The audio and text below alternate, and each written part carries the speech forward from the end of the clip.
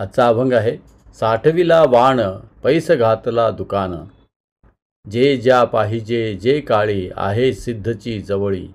निवडिले साचे उत्तम मध्यम कनिष्ठाचे, तुका बैसला दुकानी दावी मौला ऐसी वाणी. याचा अर्थ आहे, आम्ही हरिभक्तीचे दुकान उघडले आहे. त्या दुकानात आम्ही नवविधा भक्तीचा माल साठविला आहे.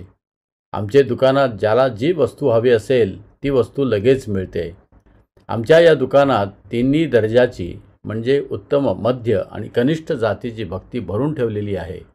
तुकाराम महाराज म्हणतात, मी या दुकानात बसलो आहे. जो जशी सेवारूपी किंमत देईल तसा माल मी त्याला दाखवतो. श्रीमद भागवतमध्ये या नवविधा भक्तीचा उल्लेख आला आहे.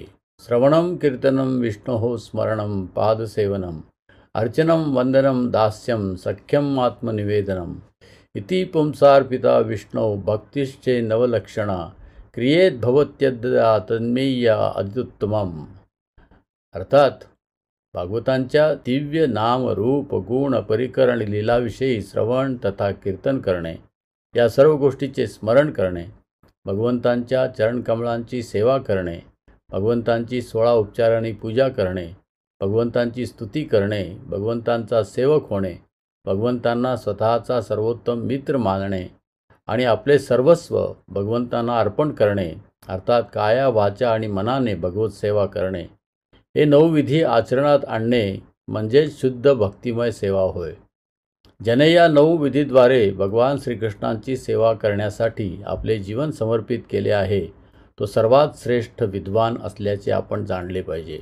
कारण त्याने परिपूर्ण ज्ञानाची प्राप्ती केलेली असते. मनुष्याने कोणत्याही एका विधीचे एकनिष्ठपणे आचरण केले तरीही तो भगवान श्रीकृष्णाची कृपा प्राप्त करू शकतो. जय हरी.